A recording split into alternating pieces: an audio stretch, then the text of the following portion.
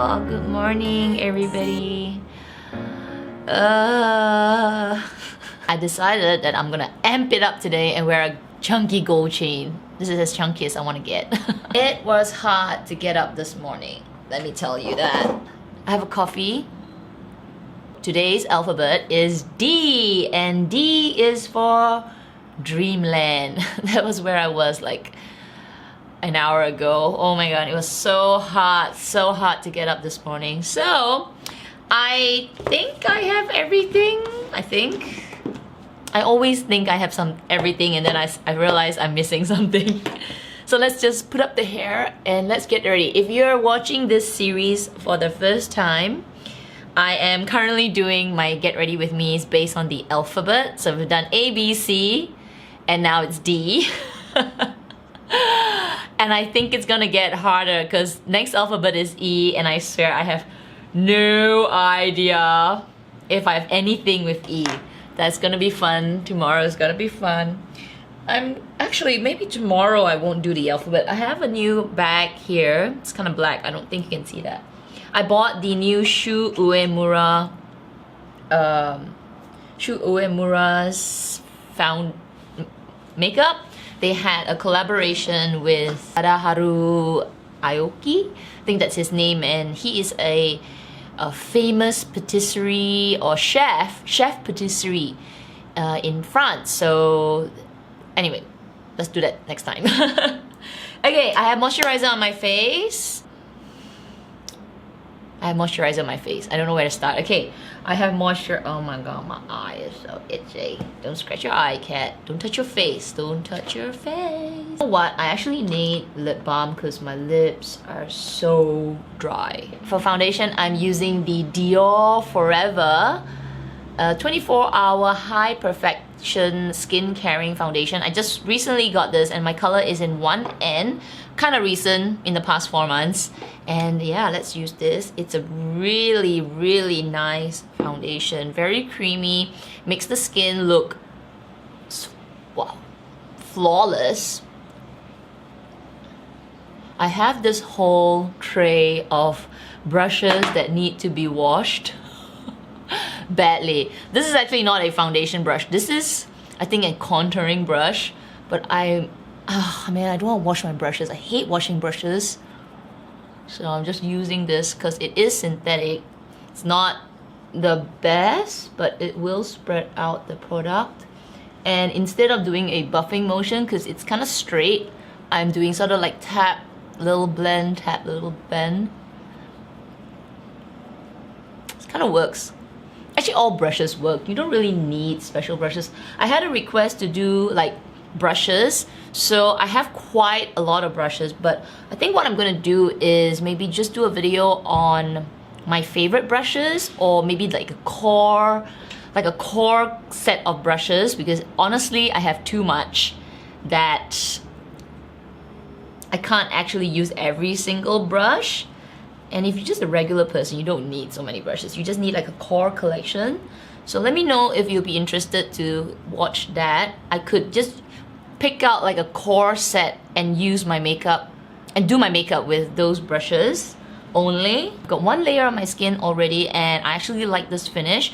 It's not glowy like my previous foundations where you can really see the foundation being very moisturizing. This is more semi-matte, but not matte, because matte foundations are just matte foundations. This is like, you know, there's a little bit of tack. It still looks, it's healthy. It looks as if I put a nice moisturizer on my face. I'm not gonna put any concealer because I don't have any concealer starting with D. So I'm gonna go straight in with powder. And I actually have the powder that I use in A, the ambient lighting powder. But today I got the right name. So it's diffuse light. And I've also got one dim light. I think dim light is, yeah, dim light's more glowy. I don't think you can see that. But diffuse light is better as a powder. So because this is quite a matte foundation, I'm okay to put diffuse light as a setting powder as well. So let me just, you know what, I'm gonna use my buffing brush. And I'm gonna tap a little bit on the brush. And then just tap it on my skin and then lightly buff it out. So this will give the glow to this foundation a little bit. Ooh, that's nice. Okay, now let's do brows. And I have the Dior brow. Where is it? I have a brow pencil. This is the Dior Show Brow Styler. And the color that I have is 001 brown. So let's do my brows first. I really like this pencil. You know, it's the pencil that's quite similar to the Anastasia Beverly Hills, but of course this is the luxe price point. And actually, you know what? I don't know if they're maybe a little bit more expensive, but I really like this pencil. You know, even if I press a little harder, it will not break off. And it just looks so natural, so easy. I'm just gonna use the spoolie and just brush out the powder.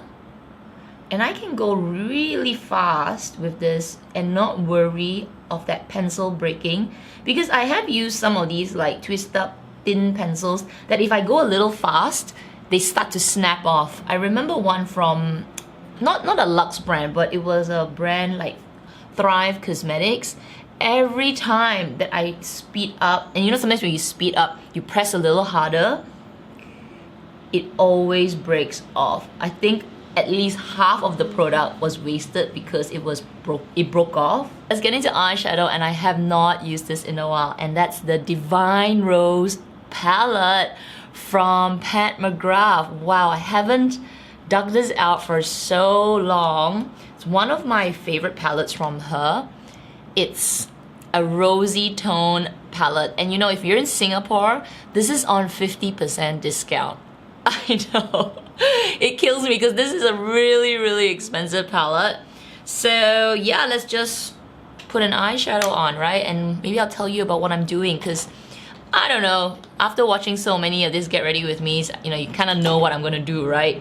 Oh, you know what? I'm gonna tell you about this book. Okay, I have this book. Let me just go grab it first. If any of you are looking for a book to read, this is The Midnight Library by Matt Haig. I think that's how you pronounce his name. It's a pretty fast read, quite easy. I finished it within a day. Well, kind of like 2 sittings in a day. And it's a book about... Okay, so anyway, let me just do my eyeshadows first, because... Oh my gosh. I'm just gonna focus on the first 4 on the left. So we've got a shimmery shade, a matte mauve shade, we've got a brownier shade, and then we got this shimmery, cool tone plum shades. Yeah, so we'll just start with that. So about the book, it's a story about this lady who has a lot of, you know, trials and tribulations from her life. So she's got a lot of, like, you know, issues from her past, and then she's, you know, as she goes on with her life, she is not happy. So everything started to come to a halt because she lost a job. She, I think, lost her boyfriend or fiance or something. Anyway, so she finally decided that the world is shit. She got a depression, and she just decided, I want to end my life. So the story kind of unfolds and changes to a space between life and death, and it's for her, in that space, it's the library. So it's like the midnight library where, you know, the clock turns 1 o'clock and then you decide whether you live or die, right? Trapped in this library with an old school librarian. So the librarian is, you know, talking to her and telling her, pick any book in this whole library, because the whole library is filled with books, and you can choose the life you want.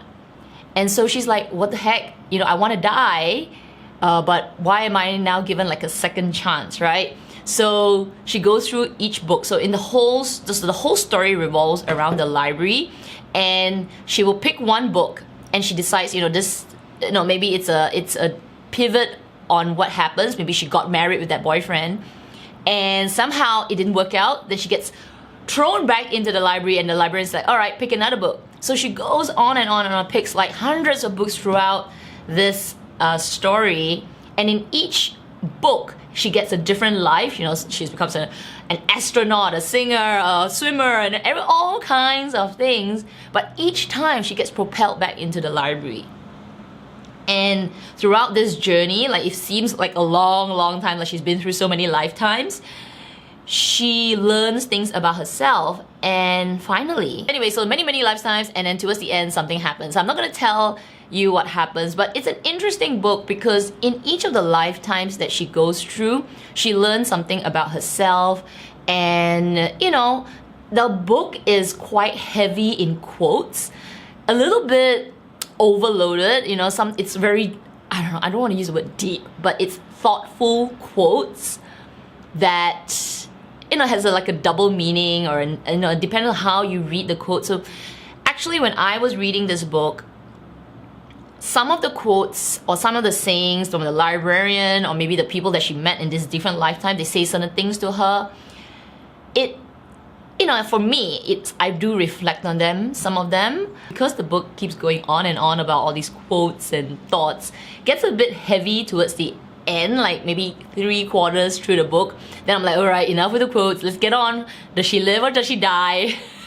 What kind of life does she have? It's a good read, and what I got from this book is about appreciating life, and life is what you make of it, how your choices has infinite possibilities, and each thing that we do creates new paths, and never give up in a way. I think that's how I get from this book. So I was feeling like a little down, and then I started to read this, and when I stepped back from reading this book, I felt, you know, life's not so bad actually.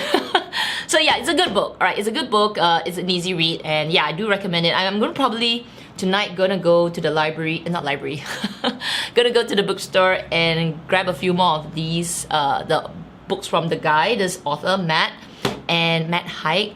Let me just get a bit of that darker matte shade on my eyes. I'm really not doing anything. Might be giving myself almost a blue-black kind of look. Anyway, if you'd like me to talk about books in my Get Ready With Me's, I can also do that. I try to read. I don't do it all the time, but I suddenly feel like I want to kickstart my reading habit again. So yeah, let me know. Currently now, I am reading The Green Mile by Stephen King. And I just started, just started a little bit because I watched the movie, and now I'm sort of reliving the movie but through the book. If you haven't watched The Green Mile, it's quite a good movie. With, what's that guy's name? What's that actor's name? The one that did, you know, Run, Forrest, Run. Tom Hanks. Yeah, I do like that movie. I really did enjoy that movie. I remember crying in that movie, so any kind of movie that really gets into my heart, I kind of remember it. Wow, that is really smoky right now. Okay, let's do a little bit of the shimmer shade using the same, this is like a soft brush from Chikuhodo. I'm gonna put that under my eye, here. Going in with eyeliner, and I can actually use this in alphabet E again tomorrow. It is the eye defining pen in 01 Deeper. So I haven't used a liquid eyeliner for a while. It comes with the two sides. Used to really like this. This is not waterproof, so if I start to sweat, then it will be a problem. So I am so out of practice using liquid eyeliner. I was never good at it in the first place. Okay, so let me curl my eyelashes, and we are going to put mascara. Don't have any bronzers with the alphabet D, but I do have a Dior blush. Actually, I have several Dior blushes, but I think I'm gonna use this one. This is the old packaging of the Rosy Glow. The ones that come now do not have the brush, but I still have the version with the brush, which I kind of feel it's a little bit more luxe. So I have this version, and I know it's really bright, but it's sort of like color changing. Thought it would be kind of fun to make like a really bright cheek with such smoky eyes. So let's do this, and I'm just gonna grab one of my brushes. Using the mini cheek brush, I'm gonna take a little bit, and then I'm gonna put this on my cheeks. I really like these kind of blushes which has a cool undertone. Even though my skin is very yellow and warm, I do have a bit of this, you know, pink in my skin. So I find that it's very flattering, but I have to be quite careful with these kind of blushes, otherwise it could look off on my skin. But whatever it is, it looks very, very healthy. So like the name, Rosy Glow, is very, very appropriate. In my entire lifetime, this is my second blush. I've already purchased one previously and I loved it so much. I managed to get one before they changed the packaging. So that's the color on my cheeks. I love the blue undertone to it. It makes it look so youthful and not in a Barbie cute way, even though it looks so Barbie pink in the palette, but it's not. Actually, it's so fresh. For lips, I found these products and it is the House of Sillage and Disney collection. So I got this from House of Sillage and I actually really love this lipstick. This is in the color Playful Nude. Oh my goodness, this is such a beautiful nude color. If you are in the US, you need to get this. Seriously, if you love Disney as well, this packaging is so cute. So they came out with two lipsticks. One is this nude color and then one more is a red color. So if you love red, I think that's the mini lipstick. This is the Mickey. Gosh, has a bit of that vanilla smell like MAC lipsticks. And wait till you see the color on my lips. It is so pretty.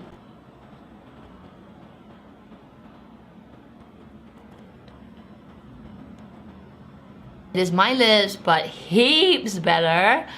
It goes so well with the eyeshadow and of course the cheeks. It has a bit of a rosiness, like a mauve rosiness, so it's so good. I love this color on my lips. And then it comes with a lip gloss, so let's just use the lip gloss as well. Okay, so this is the finished look. Let me put my hair down because I look a little cray-cray. My hair looks as if it has a little bit of curl right now. So anyway, I hope you enjoyed today's Get Ready With Me with the alphabet D. I will be doing the Shoe Immoral one tomorrow, so maybe I'll skip E for a while and then we'll come back to E again. So if you enjoyed it, don't forget to give me a thumbs up. Make sure you subscribe, hit that notification bell as well. Otherwise, everybody please take care, stay safe, and I'll see you in my next video. Bye!